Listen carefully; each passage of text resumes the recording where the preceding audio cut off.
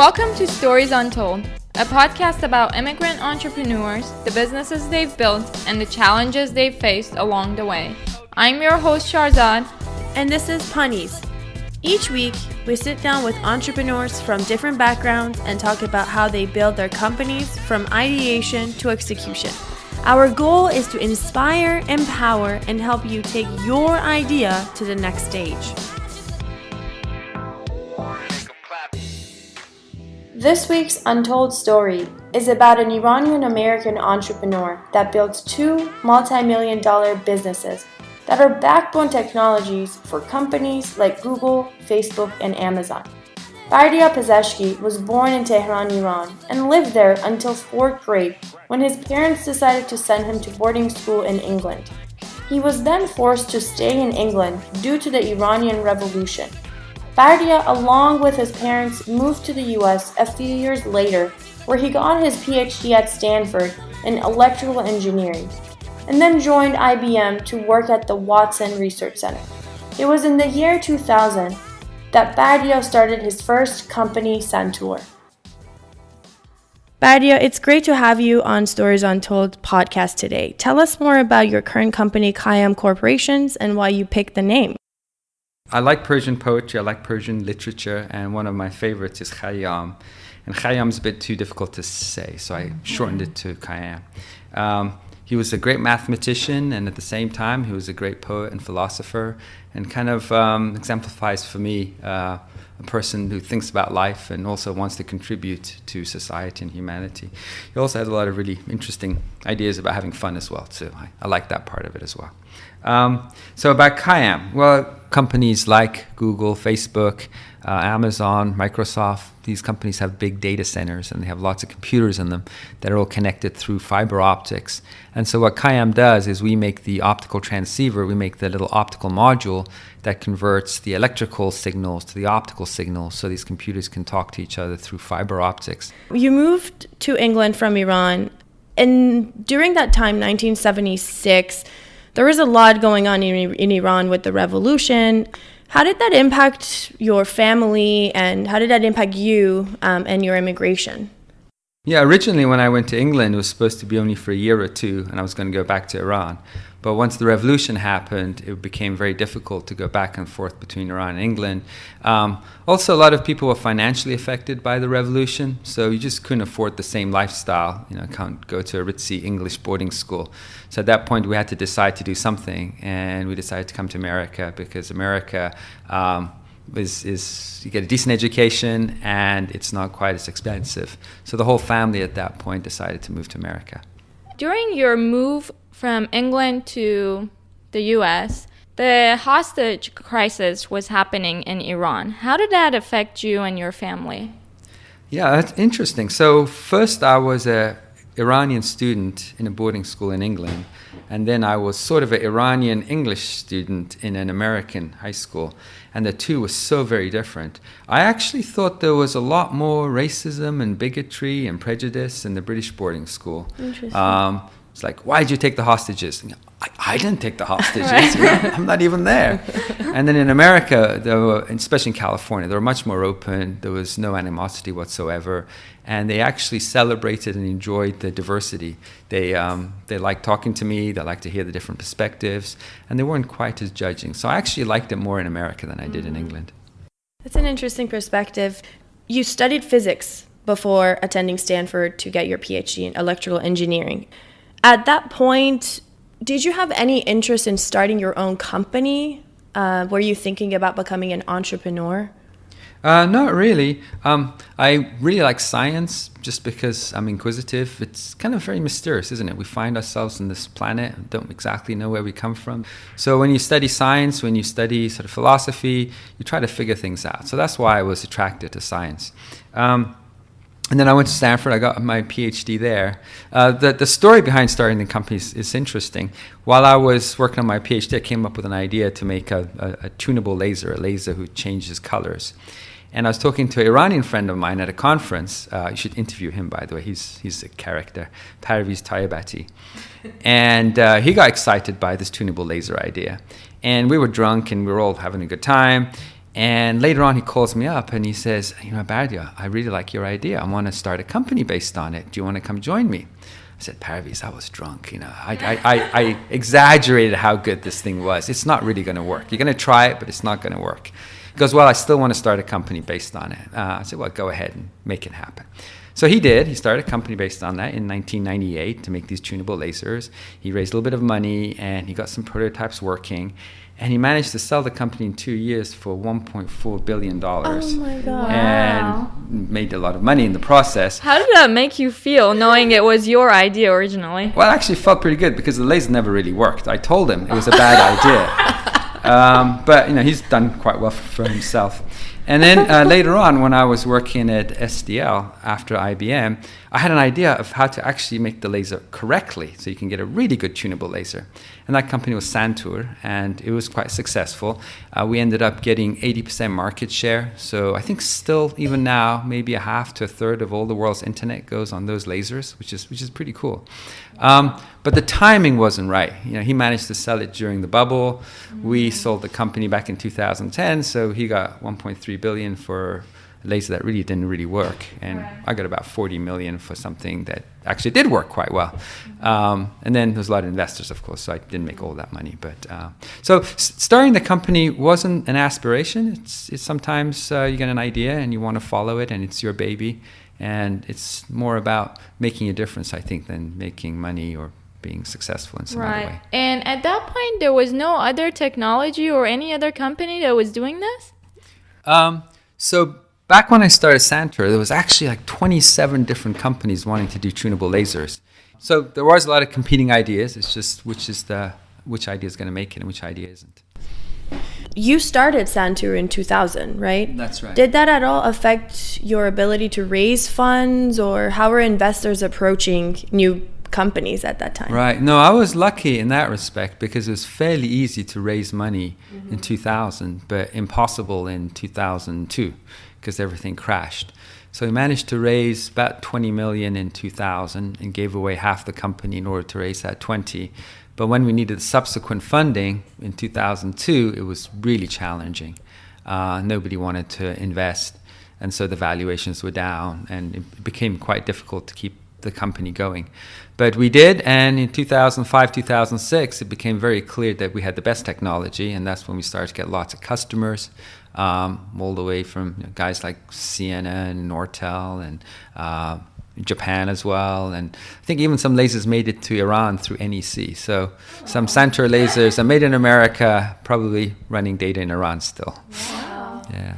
We know everyone wants to start raising funds as soon as they get, going. They have this idea, but a lot of times what people don't think about is the power you're giving up to your shareholders, to your investors when you do that.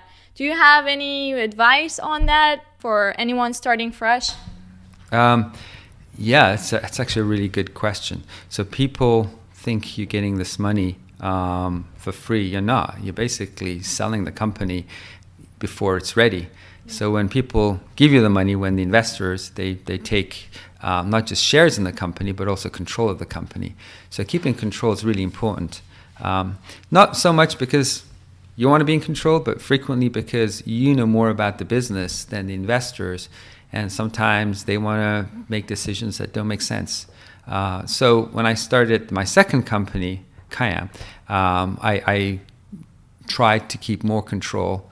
Even though I gave away the equity, I tried to make sure that the shares I gave away didn't come with as much power as back when we did it with Santur.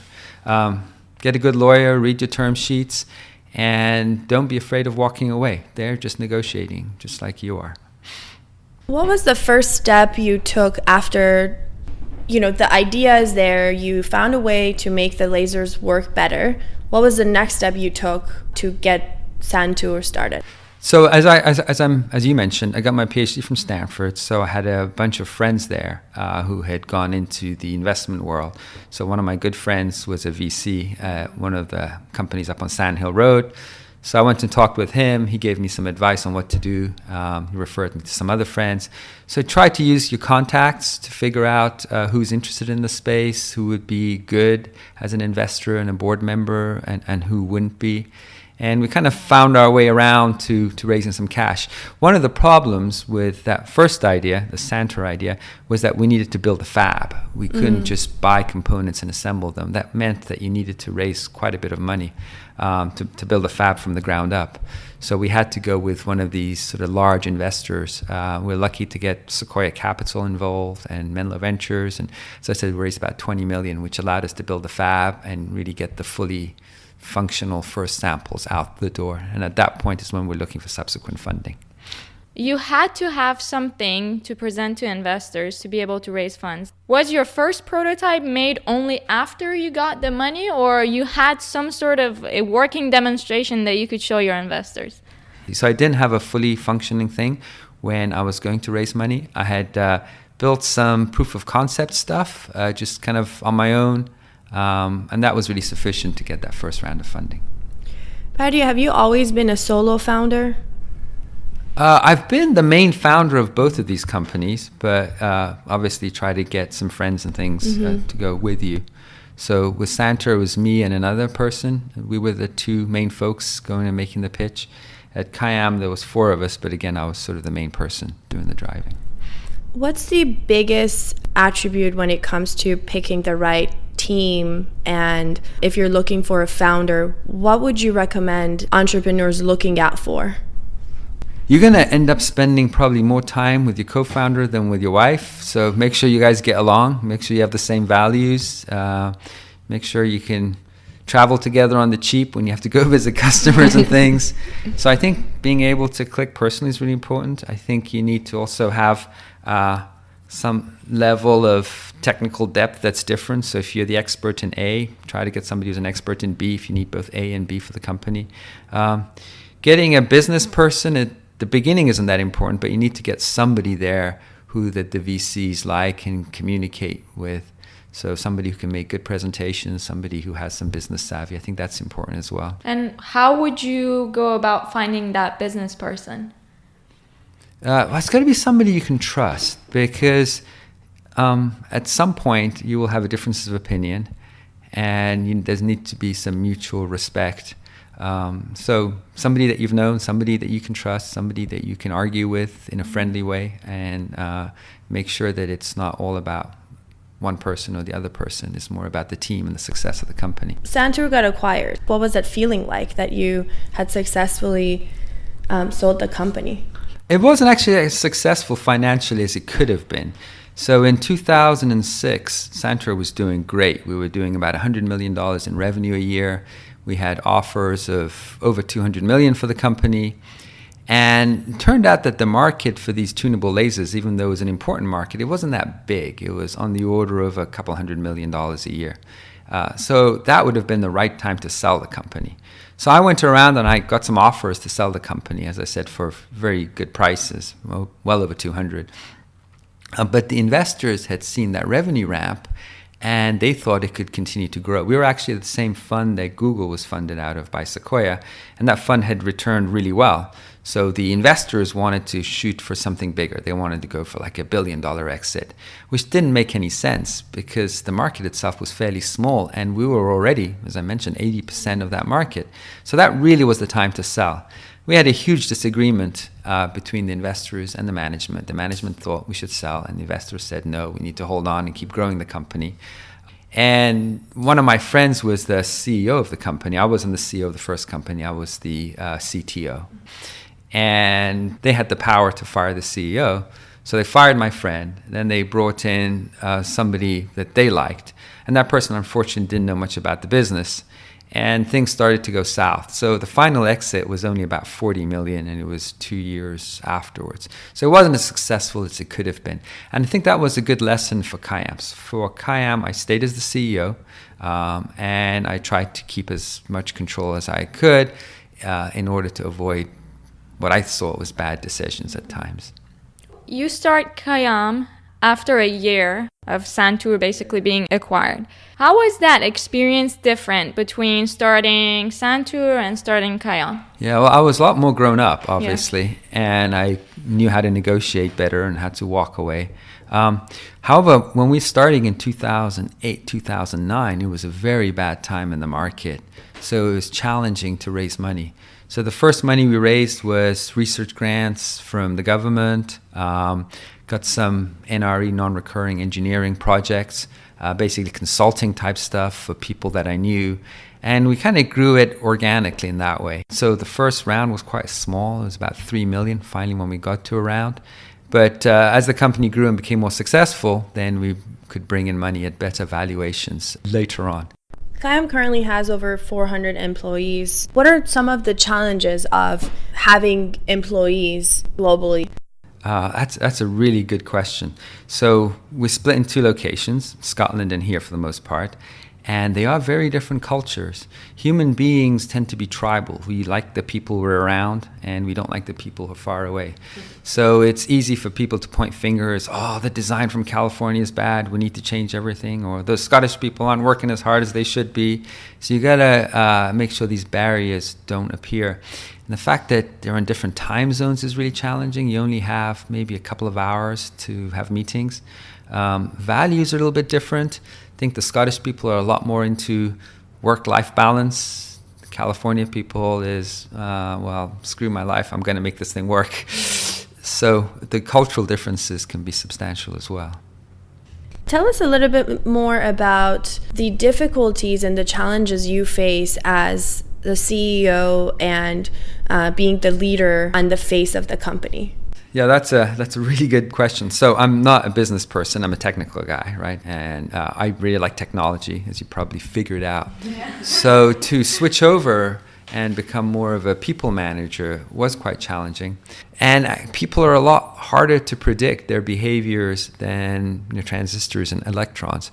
So knowing how to motivate people, knowing how to settle arguments, how to settle some of these tribal differences between the 2 sides of the company, that's the big challenge right now. And the hiring is important. You've got to make sure that the team that you hire, you can delegate and they will do a good job. It's so natural for people like me to sort of step in and say, I'll do it. Yeah. Okay, that part's messed up. Let me fix it for you. But you can't do that. You have to step back and you have to trust people to do things right. So that's quite hard.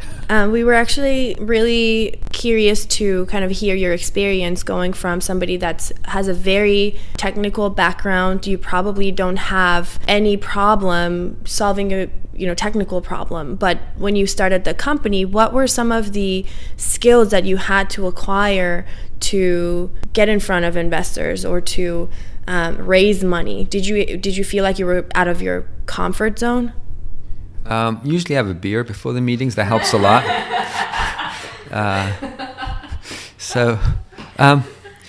One summer when I was young, I was a tour guide at the Queen Mary. This is a ship in Long Beach. So I had to stand in front of people and make presentations. I thought that was actually a really good experience, probably better than any of the courses I took, to make me feel comfortable about talking in front of folks. So you do have to be comfortable. You have to, read emotions. When somebody's upset at you, you got to know you got to change tack. But it is difficult for technical people to do that. On the other hand, if they concentrate and they work at it and practice, most people can do a fairly good job. And I think if you know the stuff, you get a respect, and that respect allows you to get things done, right? What is the toughest decision you've had to make up to this point as a CEO? CEO is a difficult job because you're surrounded by these people and you're expecting them to do stuff, but they're not really your friends. And that relationship isn't the same as you have with family or with other folks. But at the same time, you've got to treat people with respect, and you've got to do the best you can for your employees. So we've had a couple of downturns. At Santur, we had a downturn, and at Khayyam, we had a downturn. And I think the hardest part is having to shut projects down and lay off people. These people are counting on the salaries to pay their mortgages, but you got to do the best for the company. So I think that's what's the most emotionally difficult thing to do. In your opinion, is there a right time to pursue an idea and start a company? I think if you want to start a company just because you want to start a company, you're probably not doing it for a good reason, and it probably won't be successful. So if your goal in life is to start a company, probably it's not going to work. On the other hand, if you're got excited about a project and you think you can do it better than other people, then go for it. Do it yourself, and you'll find it a lot more rewarding, I think, than trying to follow something that you're not that interested in. So I don't think there's a right time. I think you have to look into your own heart and see if there's a passion. Khayyam, we started in 2008, 2009, which was a horrible time to start a company, right? Santer, we started at a good time, but then we got the downturn in 2001, 2002 and had to go through that. So I don't think there's a particular time. I think you have to look into your heart and find your passion and go with that. Do you think one can be an entrepreneur without being a risk taker? Yeah, I find that an interesting question, especially in America. It's like, what are you risking? Are you risking the Lexus for a Honda Civic? It's not as if we're starving, right? Yeah, sure, you're risking beautiful house in Palo Alto maybe for something smaller, or maybe you're risking a couple of vacations because instead you have to work hard. But it's not really a risk. I mean, compared to what people in Iran do or what people in third world countries have to deal with, there's no point. There's never a possibility you're going to be on the street, okay? You can always say it didn't work and go get a regular job. So I don't think you're really taking much of a risk. And it's a lot of fun. So. And how do you balance your work and personal life? You have a family, right? So how hard is it to manage your time between the two? Yeah, that's a great question. So luckily, I've got a wonderful wife who has given up some of her career aspirations, and so she's taking care of the home, she's taking care of the kids. She gets upset at me a lot of times because I have to run off on business meetings. For example, we had this vacation in Japan planned for a week, and unfortunately I had a big meeting in the middle of that thing, so I missed the first half of it, just joined her for the last couple of days. So you have to give up quite a bit to do that. But again, think about your life. Are you here just to have a good time and to be happy, or are you here to do something and help push humanity forward a little bit? I'd like to think we're all part of this amazing coincidence and experiment, right? We're on this planet. I just traveled in an aluminum tube at close to the speed of sound and flew across the world in just a few hours. That's incredible. The reason I could do that is because of other engineers and other people that came before me that helped push the technology. And I want to be a part of that. I want to make a difference. I want my life to matter. Whether I take a Hawaii vacation or not take a Hawaii vacation, on the big scale, it doesn't make a difference. But if you can contribute in some very small way to human progress, I think you've accomplished something. So if you could go back in time, what would you have done differently to help you with both of your companies in the long run? Yeah, I think humans, and especially technical people, tend to be very shy. They tend to be quiet. They tend to be, as we say in Iranian, khajalati a little bit. Right. So you don't ask for things that you think you should. I think I should have been more outspoken. In the case where we had the offer of a Santer to be sold for a lot more money, I should have put my foot down and say, I think we need to do this, otherwise I'm going to leave the company. And I didn't. I listened. And I said, well, I'm sure they know what they're talking about. So have more confidence, be more bold, take more risks. Don't accept authority just because somebody has been successful in the past and is wearing a suit doesn't mean they know more about things than you do. Maybe as much as they do. I remember one of my investors telling me, Bardia, why don't you stick to photons while we take care of the business? And then they didn't take care of the business. They messed it up. So I think just having more confidence is important. What's the most common mistake you see first-time entrepreneurs making that really frustrates you? It's lots of mistakes. So I think I talked about not believing in yourself enough and not being driven enough and listening to people who say it's not going to work. For every one person who thinks your idea is a good one, there's 100 people who find a reason why you shouldn't do it. So and you remember, you only need to get 1 or 2 people to say yes and to invest to go forward. So sometimes you have to make 50 different pitches to different investors, and one of them will come through. Just read a really good book by Horowitz from Andreessen Horowitz, Why Hard Things Are Hard. And it said that the most important thing is just don't give up. Just keep pushing. Sometimes it takes a year. Sometimes it takes a couple of years. And at the same time, be open to changing your idea. Maybe the first version isn't the best way. Maybe some people have some ideas on how it should be revised. So keep changing your ideas if you have to, but don't give up. So we're asking the signature question from all of our guests on our show. Tell us one phrase in your native language, which in your case is Farsi, and that has no direct English translation, and try your best to describe it to our listeners. Well, Farsi is it's a fascinating language. There are all kinds of really cool expressions that don't really translate. But if you're looking at words, I think some things are really interesting, like qeirat, which is mard bi qeirat. It's like he doesn't have pride, he doesn't have honor. It's a good quality, but at the same time, it's a bad quality too. You don't want to have too much. So I think that's kind of fun. It's very true. Well, before we say goodbye, what is the best way for our listeners to connect with you, to follow your journey? My name's easy, so if you do internet search, you'll find me, Bardia Pezeshki. Also, feel free to email me. It's bardia@pezeshki.org, so it's an easy way to get a hold of me. But I'd love to have questions. I'd love to help folks. If you're thinking about starting a company or you have difficult business questions, I'll certainly tell you what I think. I won't guarantee it's the right answer, but I'll give you an opinion. We've certainly really enjoyed having you here. So thank you so much, Bardia, and we wish you all the best with Khayyam and all of your future companies. Okay, appreciate the time and the attention. Thanks.